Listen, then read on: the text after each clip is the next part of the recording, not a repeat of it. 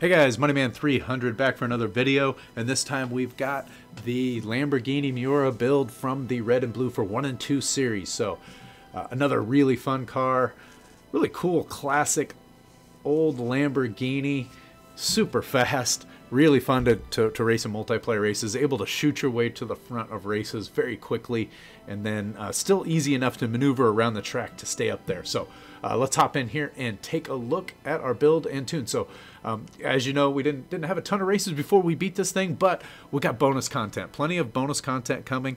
Kind of made ourselves our own little mini challenge, got some in-car driving, a couple of different things just to get a few more races out of C-Class as Rock King and I went through and had several bonus races with, made sure we got some more footage from each of these cars for you guys. So let's hop in here, back up, and let's take a look at our tune and our build. Let's head over here. And, I don't think I have anything in here, actually.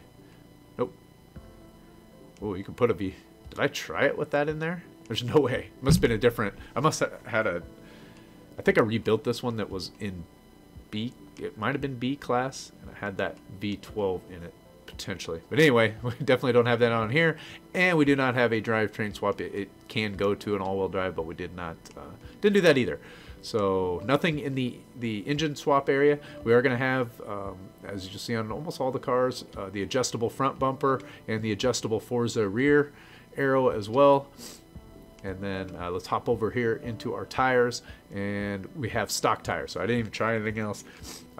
Goes up a ton. You really cannot keep this in C class and put any tires on there. So really not a lot of decisions to make there, but to make up for that, I do have full width here. So I have two 45s in the front, and I don't know if I have full in the back. Almost full in the back.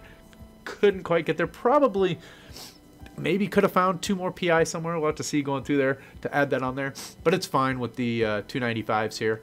I did not have an issue with that. So let's take a look at our wheels. And we've got Buddy Club P1 Racing QF. You could... So... I think you can find 1 PI in here, and you might be able to get another PI somewhere else to get that extra. So, and it might be worth it to go 1 more wider on those tires. So, but that's what we've got there, and I believe that we're just stock on here. Yep, stock here. It really starts to add some PI as you go higher, but generally on these speed cars, we're just leaving it stock. Okay. Let's get over here to the drivetrain, and we're going to have a stock transmission. I don't think I even tried it with the adjustable. The gearing is pretty good for this class, so I didn't really need it. And we do have a driveline. So you could, I think I tried this to get the extra PI, but you could maybe go to here and then go change your wheels. You might be able to get that 2 PI you need to make them wider, but we stuck with the driveline upgrade there, and then we're going to have the race differential, the adjustable differential there. And let's head over to our platform and handling. So we're going to have the race springs, race roll bars. Oh, I skipped the brakes. We do have race brakes as well. There you go. Race rear, roll bar, no roll cage here. This is one of those where the PI goes up, so I definitely don't do it there. The only time I'll put that in there is sometimes if you really need that extra stability, and then other times when you actually get a PI benefit from adding that in there. And I do have full race weight, which you don't always do in a speed car. And I definitely could have put more handling on there, but about 500 pounds on there. This is a really light car, and if you saw in the multiplayer races, it has great acceleration. And while we're here to look at our number, 8.3 acceleration in C class is excellent, and 8.1 launch. And it still has a good top end, so you want that acceleration is huge in multiplayer for being able to make passes off of turns and be able to get out front quickly. So that's what I really liked about that. It'll be interesting to see what Rock King did with his build. I didn't go over and we didn't collaborate on this car a whole lot. So I'm wondering if he didn't do the weight and went with more horsepower, because I think he was a little faster, 4 or 5 mile an hour faster than I was in the straightaway. So where you could get that if you really wanted it is to just take this down, and you can go get some more horsepower then. Right? You can probably get yourself closer to 500 horsepower, maybe not quite that much, but 450 probably, and get you a little more speed, a little more top end. I really like the acceleration that this car had. I thought that the weight reduction fit this car really well, so I went with that. So full weight reduction on this one. And let's hop over into our engine parts. It doesn't have a turbo, so we'll start with the exhaust, and we'll have the race exhaust on there. You know what? If I remember right, there's a lot. Yeah, there's actually a lot on here, which another reason I may have done the race weight. It looks like I tried it with different options. So we'll have the sport intake on here. You actually add a lot of this stuff on here already. We're gonna have the race intake manifold throttle body. We're gonna have no carburetor. And as a matter of fact, my first build had a lot more speed and a lot less handling on this.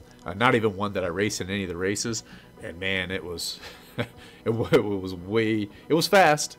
It was more of that in that super speed ability, but it just didn't have enough handling. So I had to rebuild this one too. So I had to rebuild both the Evo and this one after trying them out a little bit. Sport ignition we're gonna have. We already mentioned the race exhaust. No cams. See, I did try an 1.1 with those.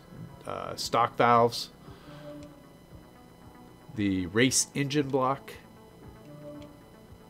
I got no pistons and just the stock pistons and compression, and the stock oil and cooling as well. And I'm assuming I don't have a flywheel. You can see it must have been a really old build at one point because there was a flywheel on this. You really no reason to ever have that unless you absolutely have everything else on here. So that's all of our parts. I didn't show all the stuff here. We just kind of talked about it briefly. But 6.0 speed, 5.7 or 4.7 handling, 8.3 acceleration, 8.1 launch. Like I said, this thing's a launch monster, and 4.9 braking, and then 412 horsepower, 320 foot-pounds of torque, 2,200 pounds, really light, 46% of that to the front, and 4.5 liters of displacement. So it actually has less horsepower than our Momentum car, but it's faster. Overall, it's a beast. So, and then here's our numbers: 0 to 60, 0 to 100, top speed. See, a little higher, about 15 mile an hour higher, 14 mile an hour higher than the Evo was. And then our relative, our braking and everything else in there. It's gonna have better braking and things than that too. So let's take a look at the tune here. And we got 28 and 28. No gearing, since we don't have anything that's adjustable for that. 3.5 and 3.0, 0, 0, and 5. That's my starting point, and I never bumped it off of that. I don't really need to.